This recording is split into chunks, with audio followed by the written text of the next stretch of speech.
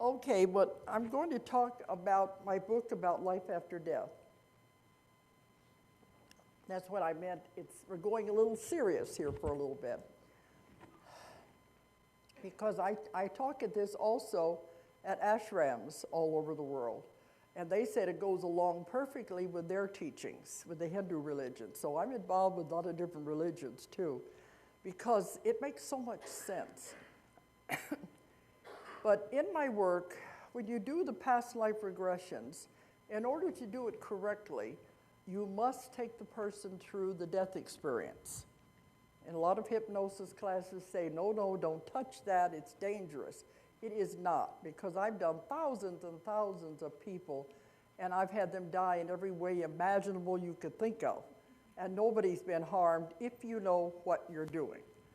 And that's why I know it can't hurt. But during all that time, the 30 years I've been doing the past life regressions steadily, I took so many people through the death experience, because in the death experience, sometimes the answer for the problems in this lifetime.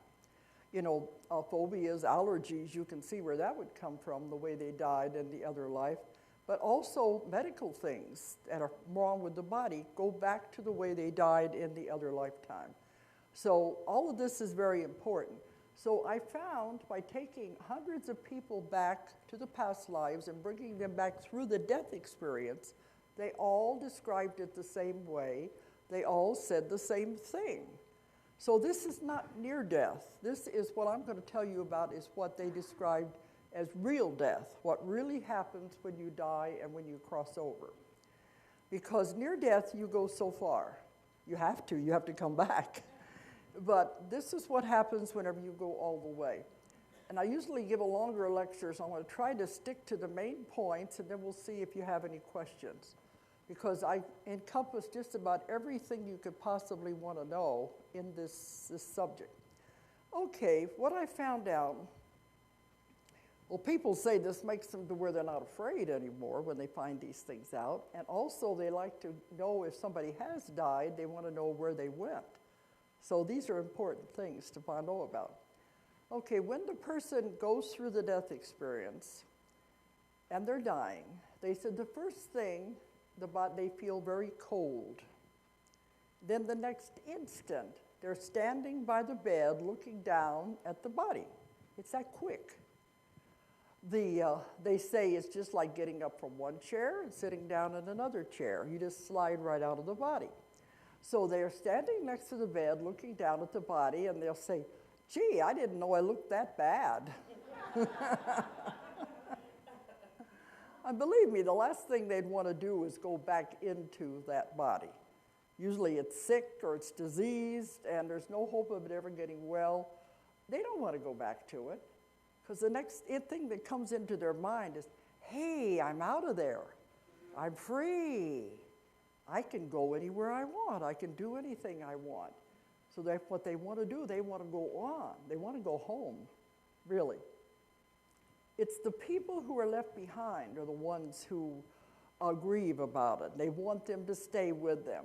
But do you really want them to be back in a body like that most of the time there's no hope for them? It's better to realize to let them go, because when you hold on to it, you're being selfish. It's just for yourself. I'm going to miss them. I want them to be with me. I don't know what I'll do without you, that kind of thing. It's a selfish thing, because really the parts I'm going to go through is you make a contract when you come in. And in this contract, you also make an exit plan. So all of this is planned before you ever come into the life. So the person is ready to go on. They have completed their mission. They have completed everything they were supposed to do. They don't know this consciously, but it is part of a plan.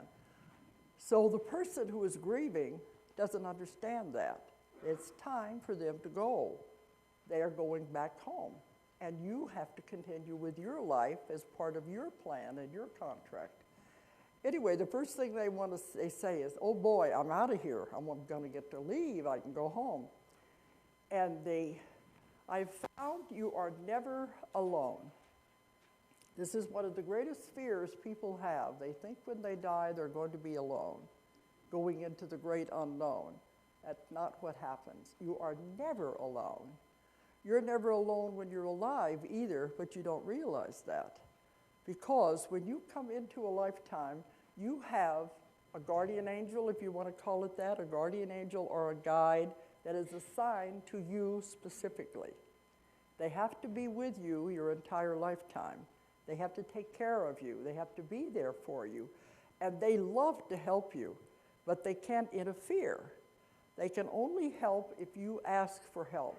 And if you do, boy, do they take over. But sometimes it can be a deceased relative that is assigned to you to be your guardian angel. But you do have one.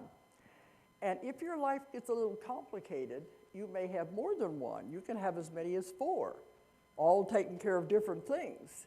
And if your life takes a sudden turn in a different direction, sometimes these guides will change places, and another one will come in that has more expertise in your field that you're going into. So you always have somebody there. So whenever you actually die and leave the body, you always have someone, I call them the greeters. Someone will come to meet you and take you where you're supposed to go. Now, all of you have probably been with somebody dying in a hospital, and they see unseen people around the bed. Have you ever had that happen? Usually it's deceased relatives. They see them standing around the bed. This is very real. The doctors and the nurses try to say, well, it's just the drugs or the oxygen deprivation because they're dying. No, it's very real. And I've had other nurses say it happens a lot, that they will see people there, and you notice they're always very happy. So-and-so is here, and they know they're going to go with them, husband, relative, or whatever it is. So if they aren't there, the guide or guardian angel will be there, but you'll always have somebody to take you where you're supposed to go. So then they're taken to the other side. Now, usually when I'm talking to an audience, I say, how many of you have ever had near-death experiences? There's always people in the audience that say they have had near-death experiences. I don't care what the doctors say, it's very, very real. That I've had enough proof of it in my work, I know it's very real. But in most of the near-death experiences, the person either going through a tunnel or they're going out of their body, they are going toward a huge light. And they never reach that light. They usually are turned back before they get to that light. Usually there's somebody there who says, are you sure you want to go? You have a choice, but maybe it'd be better if you go back. Your family needs you, things like that. But sometimes there's someone there to give you a choice if you want to return or do you really want to go on. It's your decision. But whenever they decide to go back, they never go all the way to that bright light. I found out what that bright light is. This is why they don't actually die, because they don't go all the way. The bright light is a huge energy source. You may even want to call it God if you want to, but it's a powerful energy source. And when you actually do leave your body and die, you go through that light. And when you go through that light, the silver cord is severed at that time. You're all attached with a silver cord, our spirit, which is the real you, and the body the entire time you're alive. Because every night you go out of your body. Everybody does. The spirit, the real you, imagine how bored it would get sitting around waiting for the body to wake up. The body's what gets tired. The real you doesn't. And so it's sitting around waiting for you to get up. Okay, let's get on with it. As soon as the body goes to sleep, you're out of there, having all kinds of adventures.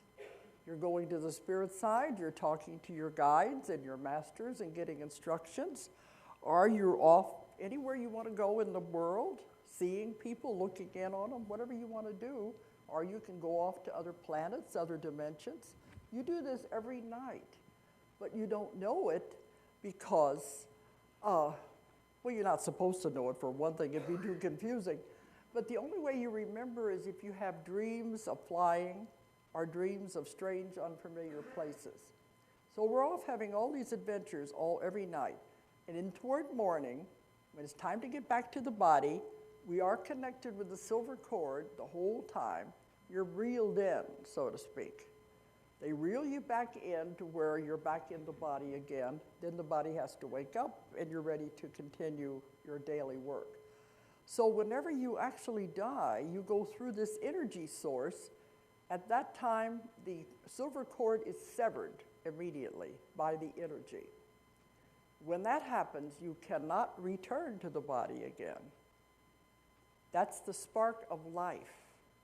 Once that spark of life has left the body, it begins to deteriorate immediately. You ever watch someone die, you know something's gone, it's left. At that point, the body begins to deteriorate. Then you're on the other side and you cannot come back. The only way you have ghosts, you have people coming back and giving messages, apparitions, but it's not the actual person because they can't come back into the body again. So once you get over there, you're met with great love. There is no hell. There isn't. I've done thousands and thousands of cases. There is no hell. Hell is an invention of the church, and you can see why. It was never in the Bible. Something has been invented. There is no hell. A loving God would not do that to people. You are allowed to make all the mistakes you want. You're allowed to come back and do it again and again till you get it right. They don't punish you just because you make a mistake and throw you into an oven. It doesn't work that way. You have to realize you have made mistakes. Earth is a school. But it's a school, you come here to learn lessons, but it's a school where you can't skip a grade, but you can have to repeat a grade. You don't get it right. You have to come back and do it again until you get it right. You can't go from kindergarten to college. It's impossible. You have to learn the lessons, and the lessons are not easy. Earth is a school where you learn emotions and limitations. Those are the two main things, emotions and limitations. Those are not taught on other planets. This is a very challenging planet. So you come here to learn these things, and it's all important lessons. I tell people, everyone has bad things that happen in their life. That's life. But what did you learn from that bad thing? If you learned even one thing, that was the reason for the experience. If you say you didn't learn anything, you're going to have to come back and repeat it again, the same circumstance. It's all teaching us something. And that's what it's all about. It's not easy. Life is not easy. The problem is, when we come back, we don't remember why we came for. But I'm getting ahead of myself.